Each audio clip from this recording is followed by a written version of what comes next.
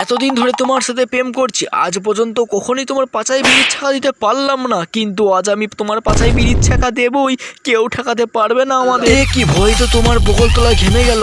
এত ভয় পাচ্ছ কেন সোনা? আমার বিড়ি খুব ছোট কিন্তু খুব স্ট্রং। মাথায় কি ছিট আছে নাকি? আপনি কি নদিয়া বিড়ির মালিক? হ্যাঁ, কেন বলুন তো?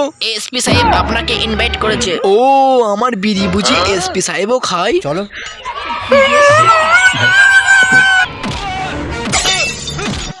এই সালা, তোর জন্য আমার বউ 4 দিন ধরে বিড়ি না খেয়ে হাঁকতে পারেনি সালা। তুই সব বিড়ি খাই কিনে নিয়েছিস সালা, তুই বিলাকে বিক্রি করবি বেশি দামে না সালা।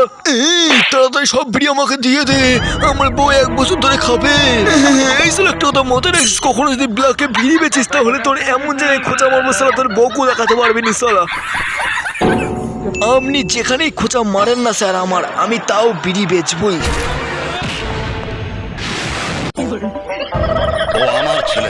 আপনার ছেলে? সেদিন আপনি আমার বউকে বিড়ি খাইয়েছিলেন, তাই আপনার ছেলেরা জীবন ভিক্ষা দিলাম।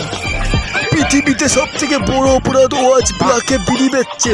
আজ যদি ও বিলাকে বিড়ি না বিক্রি করে ইংলিশ মদ বিক্রি করতো, তাহলে আপনি বাড়িতে ডেকে নিয়ে গিয়ে ওকে যত্ন করে মাল খাওয়াতেন স্যার।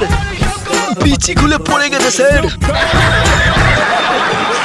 হাতে ঝেড়ে 10 টাকার বিড়ি আমায় কেউ কিনে দেয়নি।